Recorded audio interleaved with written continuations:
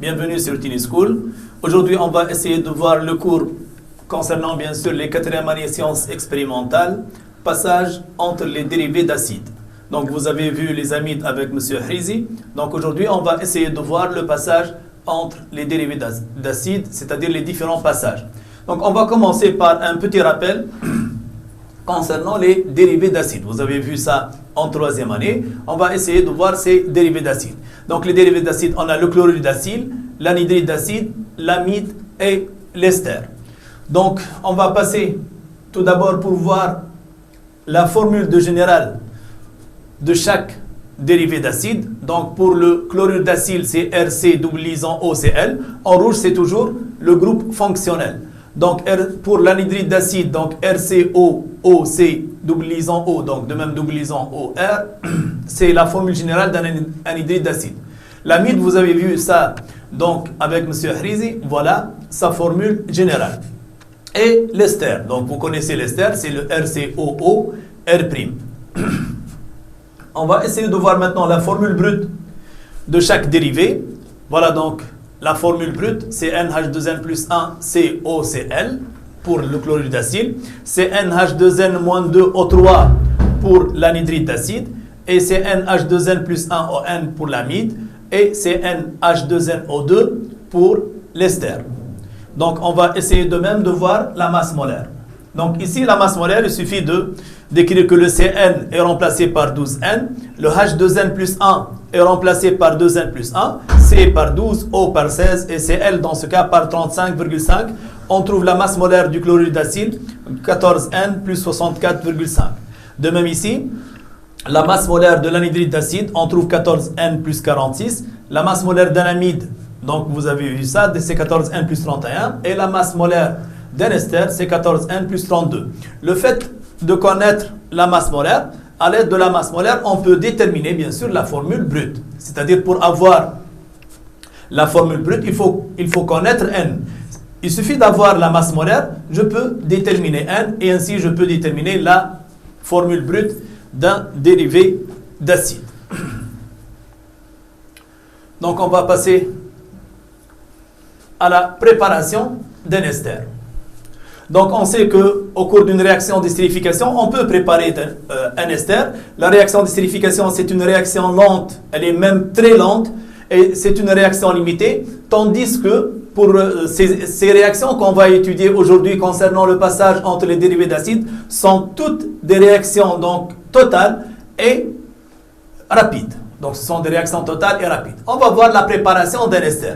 On va essayer de voir la préparation d'un ester à partir d'un chlorure d'acide et d'un anhydride d'acide. Donc on va voir les deux cas ensemble pour mémoriser bien sûr ces réactions. Donc ici on est en train de parler de la préparation d'un ester en utilisant les dérivés d'acide. Donc on va utiliser le chlorure d'acide et l'anhydride d'acide. Vous remarquez qu'on ajoute la même chose. On ajoute, c'est-à-dire si on a par exemple le même groupe alkyle ici, RR, on ajoute le même alcool, on trouve le même ester. C'est la même chose. La seule différence, c'est qu'avec l'ester ici, on trouve l'acide chlorhydrique. Alors, pour le deuxième cas, avec le même ester, on trouve l'acide carboxylique. Donc, je répète, dans ce cas, si on a le chlorure d'acide avec un radical R, par exemple, c'est 2H5. Et un anhydride d'acide avec le même radical, c'est 2H5. Si on ajoute le même alcool, on va trouver le même ester. La seule différence, c'est que ici, j'ai HCl et ici, j'ai un acide carboxylique, RCOOH. On va essayer de traiter un exemple.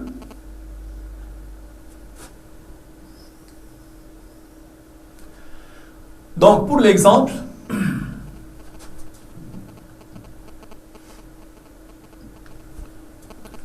par exemple, je prends le cas CH3C=OCl. Celui-là s'appelle le chlorure d'acyle. C'est le chlorure d'acyle.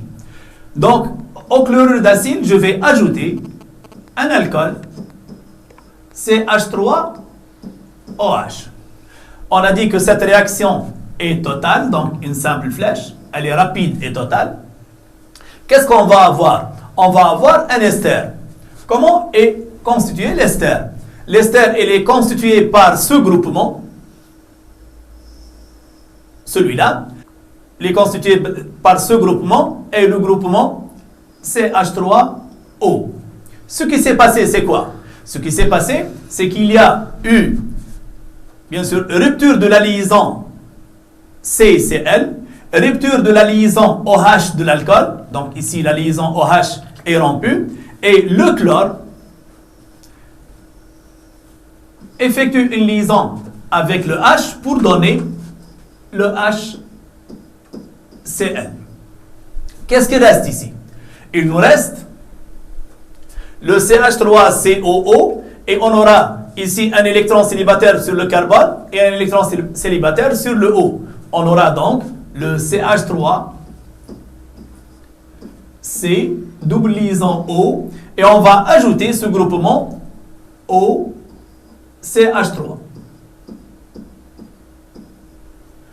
Voilà donc, si vous voulez, l'ester formé. Donc, l'ester formé, c'est CH3C double liaison O, CH3. Donc, ici, faites très attention, c'est CH3. Donc, le nom de l'ester obtenu, l'ester est constitué par deux groupements. Le premier groupement, c'est l'éthanoate.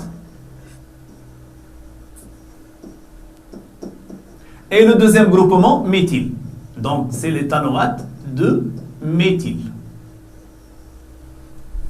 Donc, on a ici le chlorure d'éthanoïl avec le méthanol donne, bien sûr, l'éthanoate de méthyle plus le HCl. Donc, ici, il y a un plus. Voilà l'équation, voilà un exemple de cette réaction.